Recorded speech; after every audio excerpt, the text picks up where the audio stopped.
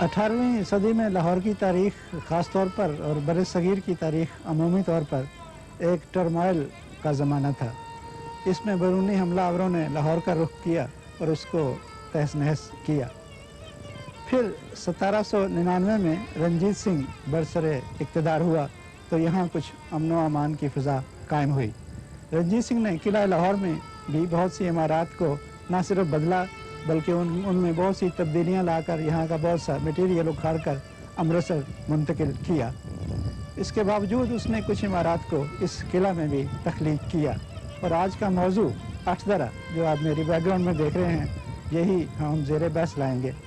कबल इसके के अठदरे का मैं आपसे एक भरपूर तारुफ कराऊँ और इसकी जो अहम खसूसियात हैं उनका जिक्र करूँ, मुनासिब ये होगा कि इसका महल वकू जान लिया जाए।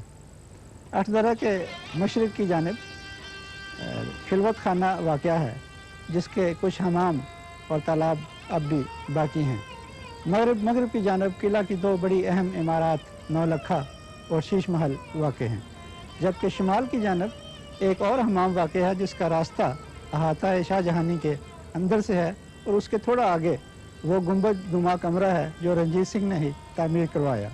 जनूब की जानिब किला का वो हिस्सा है जहाँ हाथियों की कतार हाथी पोल से गुजर कर जमा होती, वहीं बादशाह की सवारी की आमद का नकारा बजता और वहीं हाथियों से शाही ख़ानदान और दूसरे उमरा उतरते। 1799 से 1839 तक रंजीत सिंह का 40 साल दौर दरअसल इस्लामी इमारात का 40वां था। इसमें बेशुमार इमारात को बर्बाद किया गया और उनकी जगह नई इमारात घटिया मटेरियल से बनाई गई। अठदरा को मुख्तलिफ तारीखदानों ने मुख्तलिफ नामों से याद किया है। कुछ लोग इसे रंजीत सिंह की कचहरी कहते हैं, कुछ लोगों ने इसे बारादरी का नाम दिया है जो बिल्कुल गैर मुनासिब है, जबकि अठदरा का नाम जो सबसे ज़्यादा मौजू है अब भी रवाज में है। इसे अठदरा इसलिए कहते हैं कि इसके 8 दर हैं, 5 दर इसके मशरक़ी जानिब हैं और 3 दर इसके जनूबी जानिब हैं। इमारत तमाम की तमाम जो है बिलखसूस जो अठदरा है वो सफ़ेद संग मरमर से तामीर की गई है, जबकि इसके आगे का हिस्सा सुर्ख पत्थर से बनाया गया है। सुर्ख पत्थर से जो हिस्सा बनाया गया है वो कदरे नीचा है और सतह ज़मीन से तकरीबन 5-5.5 फुट बुलंद है। आइए इसकी ज़रा तफसील देखते हैं। अठदरे के सामने जो एक छोटा सा प्लेटफॉर्म है उसकी कंस्ट्रक्शन काफ़ी हद तक दिलचस्प है। उसकी ऊंचाई में दाएं और बाएं जानब या दोनों इख्तितामियों पर 2 छोटे छोटे बरामदे हैं। इन बरामदों में 3-3 दर हैं।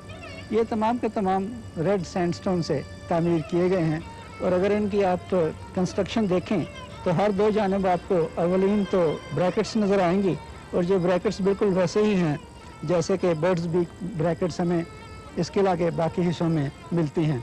इनके ऊपर एक हॉरिजॉन्टल बीम है और फिर यहाँ छोटे छोटे फुलकारियाँ नज़र आती हैं जो बाहर की जानब आ रही हैं। इनके नीचे इन कॉलम्स के कैपिटल्स हैं और फिर ये 10 पहलुओं वाले मिनिएचर कॉलम्स नीचे तक चले गए हैं और इस जगह आकर ये रेस्ट कर रहे हैं। अब यहाँ ये दिलचस्प बात यह है कि ये जो ब्रैकेट्स हैं और ऊपर जो बीम है ये अलग अलग नहीं जैसे कि हमें बड़ी इमारत में नज़र आते हैं। यहाँ ये तमाम का तमाम पत्थर एक ही बड़े पत्थर का टुकड़ा है और तमाम हिस्से उसमें से काट कर बनाए गए हैं। कुछ हिस्से वक्त ने बर्बाद कर दिए हैं, लेकिन जहाँ हमें इनकी डिटेल नज़र आती है वो इंतहाई खूबसूरत है। इसका एक क्लोज़ अप या करीब से जायज़ा दिलचस्पी का हामिल होगा। प्लेटफॉर्म के बिल्कुल ऊपर की जानब हमें डेकोरेशन की एक फ्रीज़ नज़र आती है।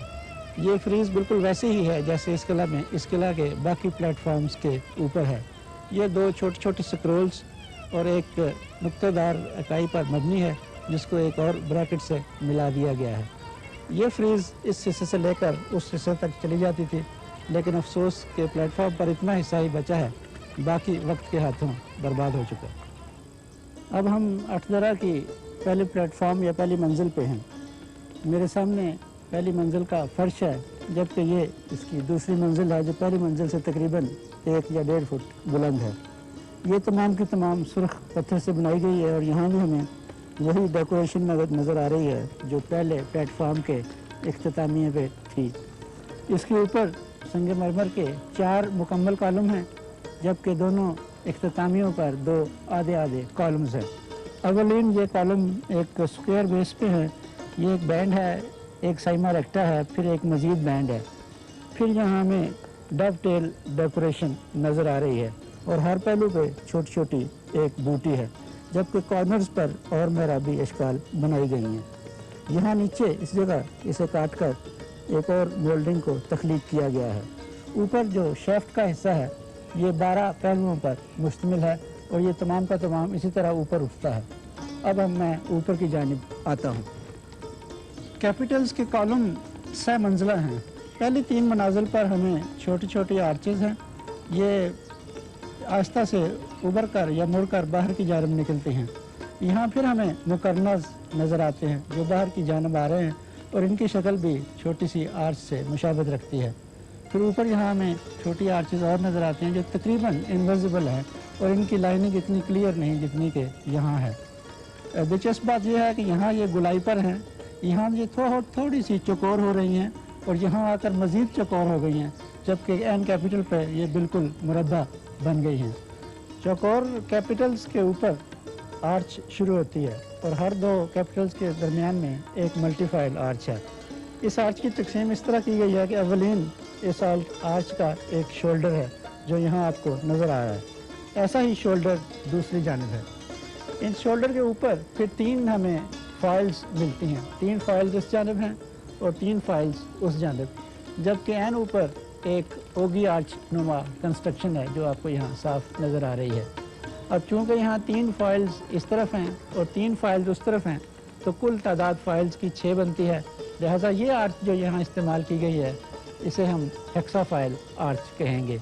ऐसी 5 आर्चेस सामने की जानिब हैं, जबकि ऐसी ही 3 छोटी आर्चेस इसके जनूबी जानिब हैं। ये अकबरा का एक कोना है जो इसकी जनूब मशरकी सिमत में है।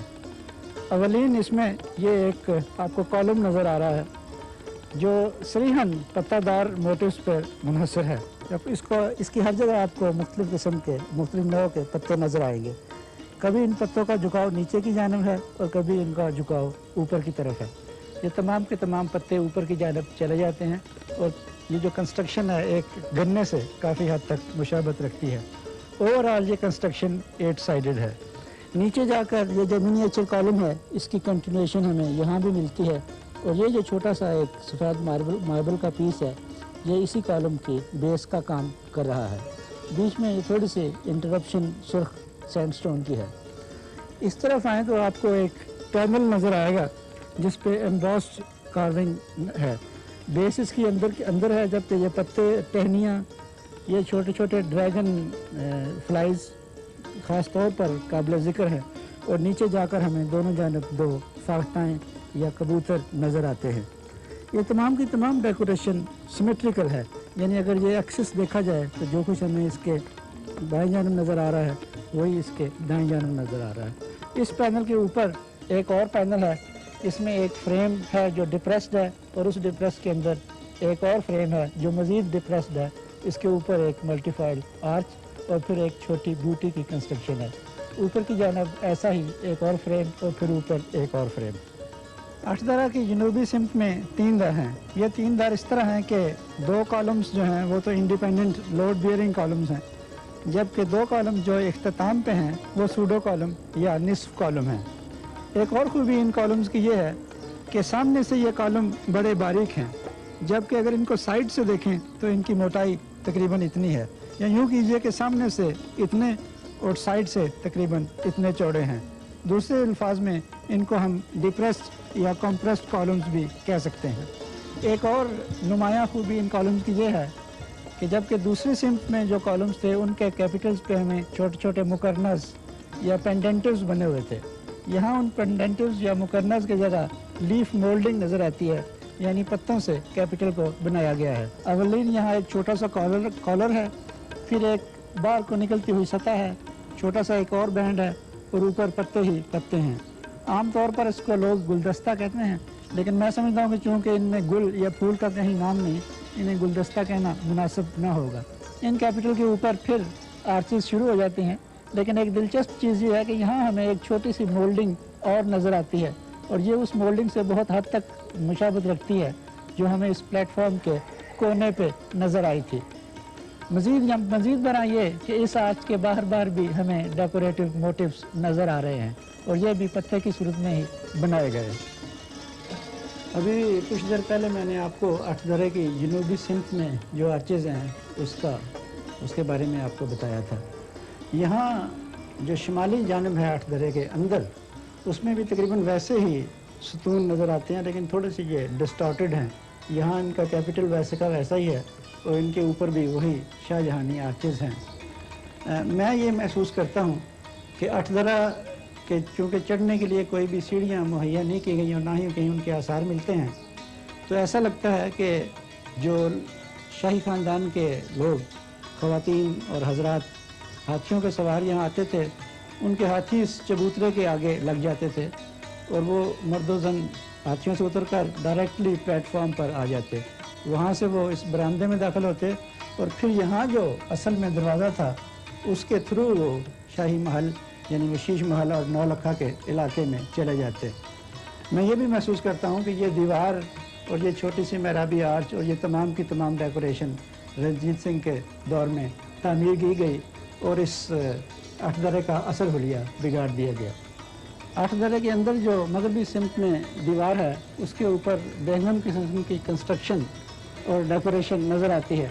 مثال کے طور پر اگر اس پتھر کو آپ دیکھیں تو یہ نہ جانے کہاں سے اکھڑ کر یہاں لگا دیا گیا ہے۔ اسی طرح یہ جو نیچے ڈیڈوز نظر آ رہے ہیں، یہ دراصل ان پہ انلے ورک ہے جس کے نشانات ہمیں کہیں کہیں ملتے ہیں۔ ان کو بھی کہیں سے اکھاڑ کر یہاں جوڑ دیا گیا ہے اور ان پر بالکل غیر مناسب کی پینٹ ورک ڈیکوریشن کی گئی ہے جو وقت کے ساتھ ساتھ ختم ہو گئی ہے۔ کہنے کا مقصد یہ ہے کہ یہ دیوار اس قلعے اور اس اٹھ درے کا اصل حصہ نہیں تھی۔ اٹھ درے کے اندر شمالی دیوار پر سکھ دور کی کچھ ڈیکوریشن اب بھی باقی ہے، جبکہ اوپر ٹپیکل سکھ سکول جو منیچر سکھ سکول تھا اس کی کچھ تصاویر کی یاد تازہ کرتی ہیں۔